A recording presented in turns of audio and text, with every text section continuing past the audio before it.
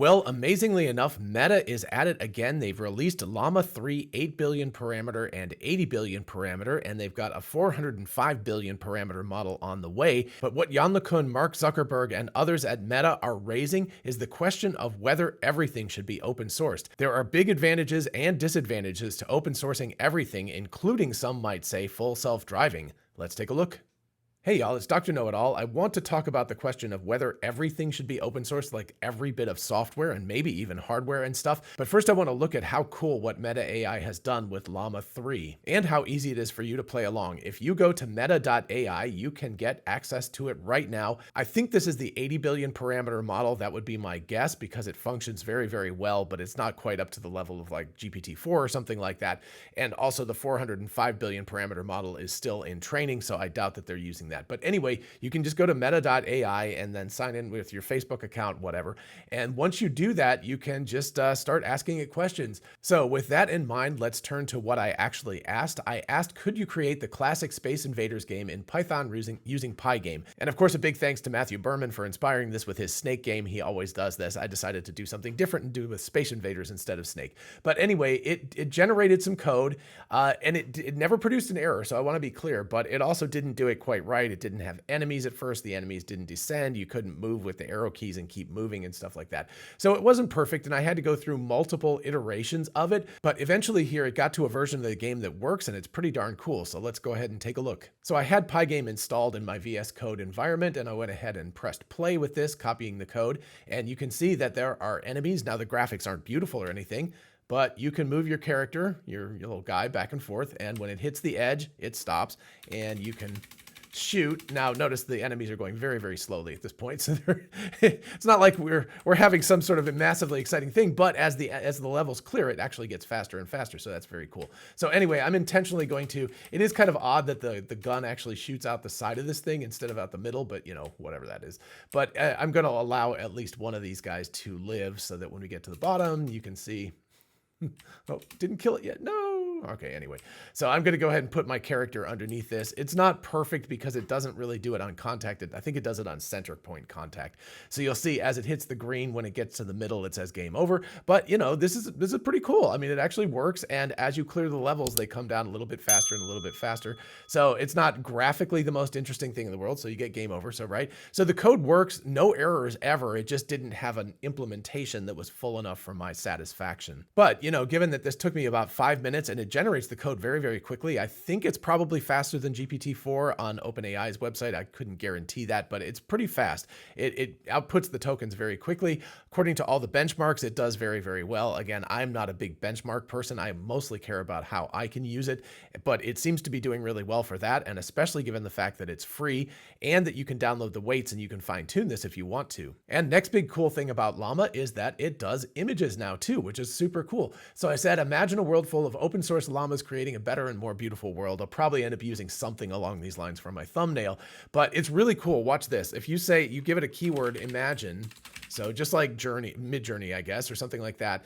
Let's see, llamas running free. See, notice how it's actually like updating the image as you go. Free on the moon with space. I mean, it's just so cool how it happens like instantly. So it's updating that and it gives you kind of like draft versions of this. And then as you press, you know, go or whatever, then it takes a minute and it generates multiple versions of the final product. But the really cool part is that you can actually interactively watch it update the images as you go. So yeah, that's what we got. I don't know about the spacesuits or anything like that, but that's kind of trippy.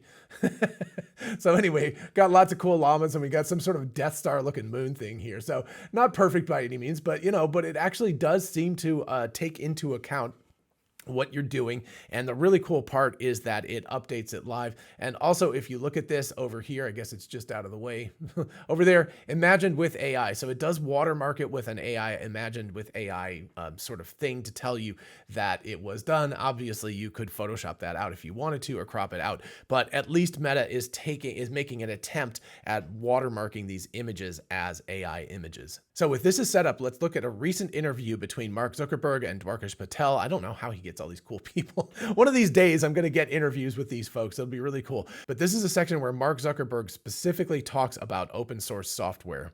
As in, they could like overthrow our government because they have a weapon Or that like just nobody else has. cause a lot of mayhem, right? I think it's like I mean I think the intuition is that this stuff ends up being pretty kind of important and valuable for both kind of economic and kind of security and other things. And I don't know. I just think, yeah, if someone who you don't trust or is an adversary of you gets something that is more powerful, then I think that that could be an issue. And I think probably the best way to mitigate that is to have good open source AI that basically becomes the standard, and in a lot of ways kind of can become the leader. And in that way, it just ensures that it's a much more kind of even and balanced playing field. Combated a lot of this type of harmful content is by building AI systems that are smarter than the adversarial ones. And I guess this kind of informs part of my theory on this, right? Is if you look at like the different types of harm that people do or try to do through social networks, there are ones that are not very adversarial.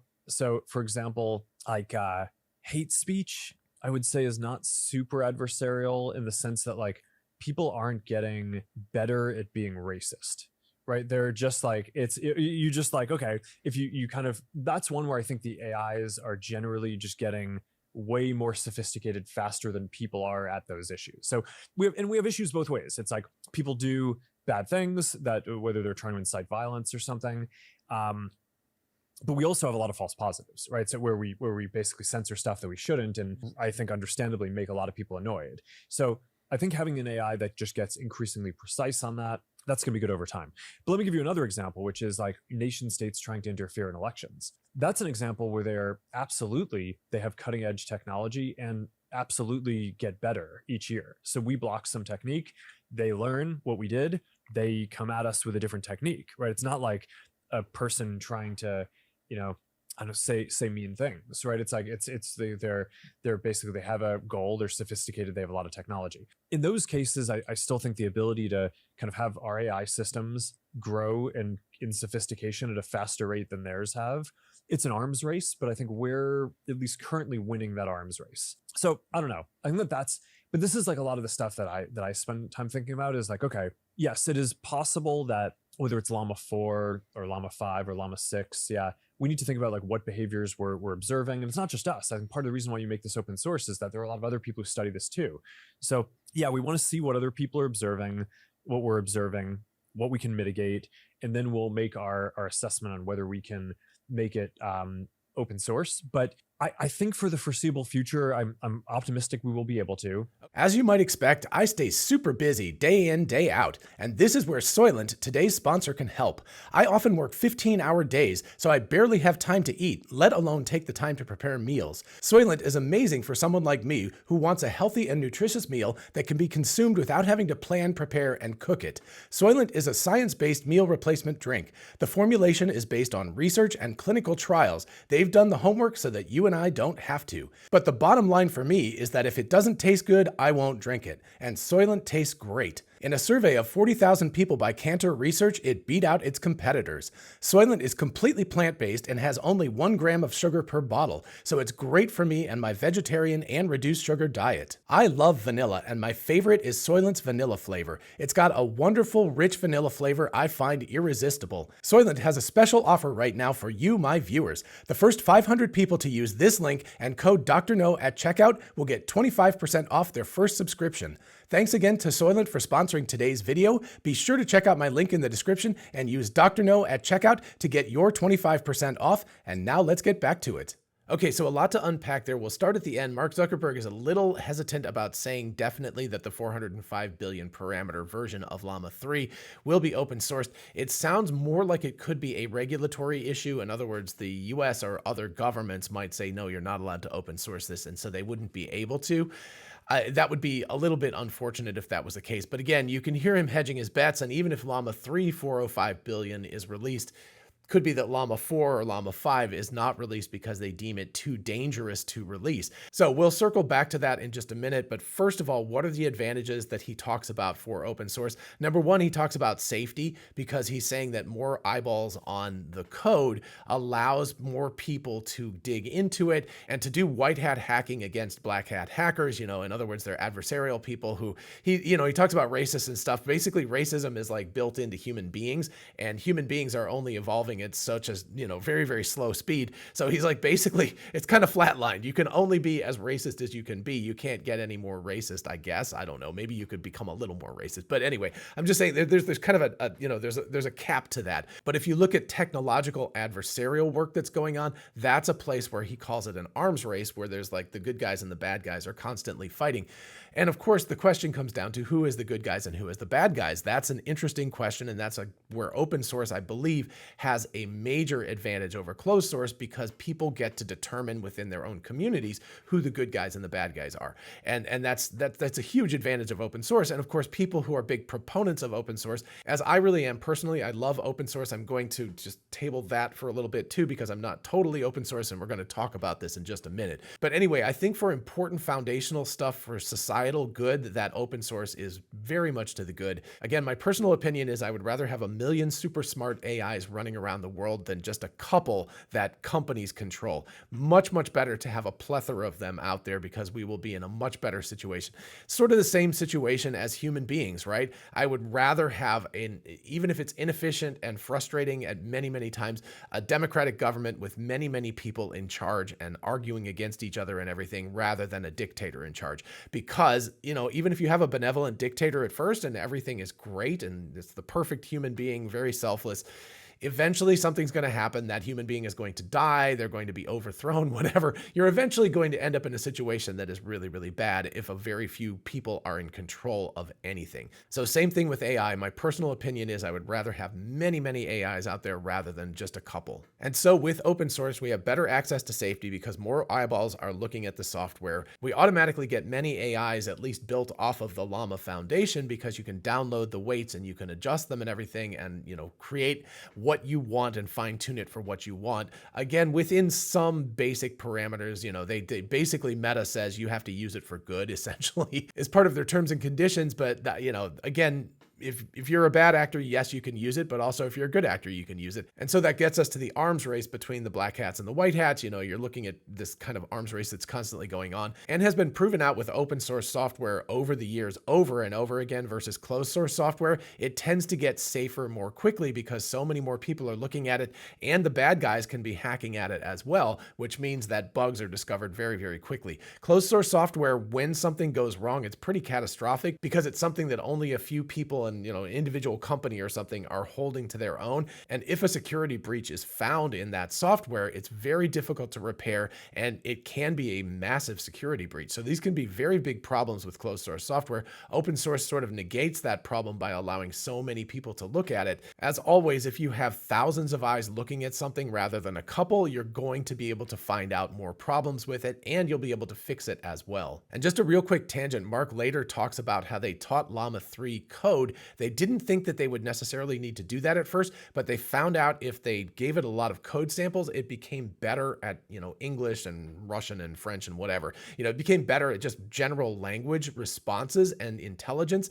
And I would purport that that probably has to do with precision thinking. Doing code requires very precise thinking in terms of the grammar, the syntax of the code, and making it work right. And code is a very unforgiving environment, whereas language is very slippery. So I personally am not that surprised, because I think code is a way to teach precise thinking, and therefore it's going to create better general models. And that was actually proven out with Llama 3, which is just an interesting little aside. Okay, so those are the broad advantages of open source software. What are the disadvantages? Number one is, how the hell do you make money off it, right? If everybody's just doing it for free, companies have a hard time justifying it because you don't really make money off it. So that's a problem. And Jan LeCun recently, when he spoke to Lex Friedman, you heard him having to do a bit of a song and dance about how it was still valid and there was a business model behind it and everything.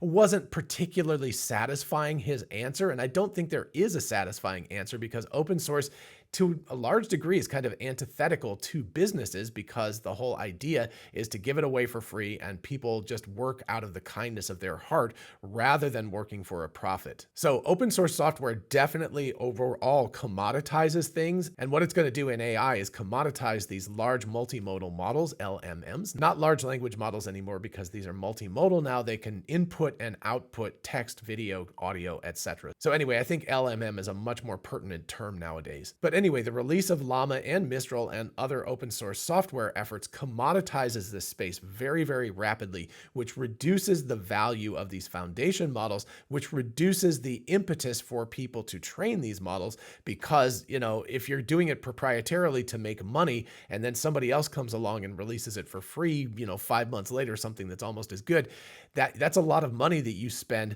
to not gain much profit for that. So that makes the business case very, very poor for these foundation models. And of course, the other thing that these open source models do is screw small companies, because small companies they don't have the resources to do this. This is costing tens of millions of dollars, and in fact, billions of dollars when you take into account the hardware purchases that they've done. I mean, they've purchased just an incredible amount of GPUs and such from NVIDIA and other sources, and they're just burning through this cash like nothing. And this is something that a small company can't do. So it really screws small companies. The way that you would normally get investment from a venture capitalist firm or something is to say, like, look, we're going to generate this model and then we're going to have this huge business advantage. So, you know, give us a whole bunch of money right now. We're going to burn through it like a furnace. But then on the far end of it, we're going to have this thing that's proprietary information that's worth a lot of money. The problem is right now, when you open source software like this, you're just completely destroying that model. So who is going to throw money at these startup companies because open source software is out there? And so a really big disadvantage of this is that you're reducing the number of players in the space.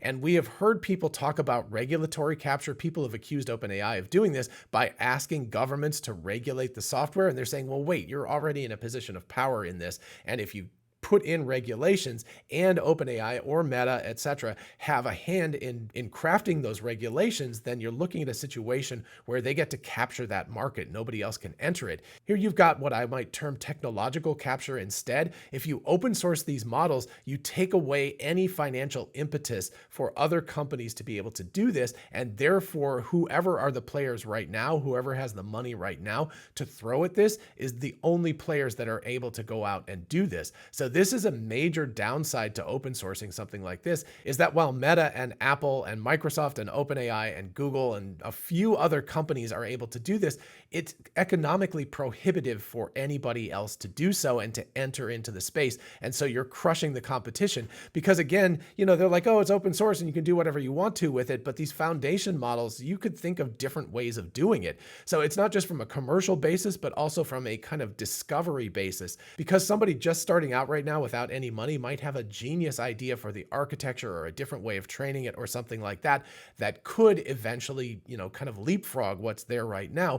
But you've kind of killed off their ability to be able to get into that space and try it out and generates and train their alternative foundation models. So it's a real problem in the fact that it chills those trying to enter the space, because there's just no money to do it. And this costs a fortune. These foundation models are not trained for $1,000. They're trained for hundreds of millions of dollars plus billions of dollars of hardware. So this is not something that most companies can do. And it's a real problem if you commoditize this so much that there's no more impetus for anybody new to enter the space. So those are some pluses and minuses to open sourcing software. If you go back to the question of should we open source everything, the everything would include something like Tesla's full self-driving. So the question would be, should Tesla open source their full self-driving weights and their architecture and all that kind of stuff?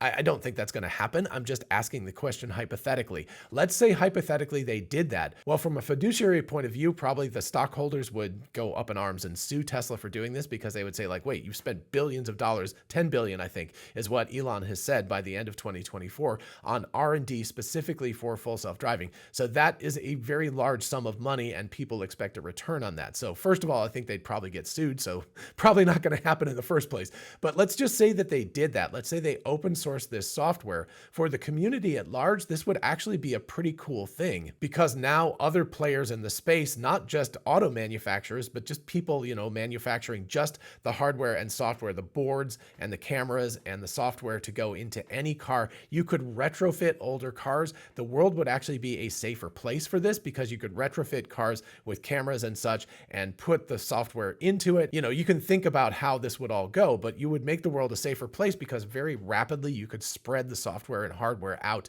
to multiple car manufacturers, to older vehicles. You could put it on more of the fleet that's actually out there. And because demonstrably full self-driving is safer than humans driving, you would make the world a safer place. So that's a pretty good argument to make full self-driving open source. But then of course you could make an alternative argument that what you're doing is chilling any new entrants into the space, because you're taking away the economic, incentive to do this. So let's say Comma AI or somebody else that's starting up right now was like, yep, I'm going to do full self-driving myself. I'm going to take all of the lessons that I understand that other people have learned, and I'm going to figure out how to do this myself, do it with a new architecture, yada, yada, yada, right? So they do this kind of stuff, and out the far end, if they produce a better product, then they could make billions of dollars, perhaps trillions of dollars. So there's a big economic incentive. The problem with this is, if you commoditize it, if it's just open source, there is no longer an incentive for anybody else to enter the space and try to do better. Same would go for humanoid robots as well. And interestingly enough, there have been attempts to open source some of the humanoid robot foundation layer software. But again, I feel like that's going to work towards technology capture. Google has been the big one that's been working towards this, releasing their RTX models as open source. And it's really, really cool. And these are early days and everything. But the fear that I have is that big companies like Google and other companies that have a lot of cash to burn can then afford to keep doing this, whereas smaller startup companies are going to suffer because they don't have the economic incentive anymore, and therefore can't get the investment that they need in order to succeed. So lots of things to consider here, right? Is it better for everything to be open sourced? I personally don't think that that should be the case. I think that there is a place for open source, and there's also a place for proprietary software. In a capitalist society, you have to provide some economic incentives to do anything, right? A lot of people will build open source and stuff, and maybe once the AGI, the artificial super intelligence, is here and we no longer need to work, then we can all open source stuff, because we all have an income and we don't have to worry about basic things anymore. We have a UBI. And so at that point, all of us can just become community minded and do open source software work and everything, assuming that the ASI doesn't already do that for us. But anyway, at least that creates a situation where there's not a huge economic disincentive from doing open source software. But in the meantime, I think there needs to be proprietary closed source software for some things that require large investments. And Meta with their Llama 3 is really sitting right on the edge of that. There is a danger that what they're doing is they're chilling the space by open sourcing this software. So I personally really love it. I think it's great. It works fantastic.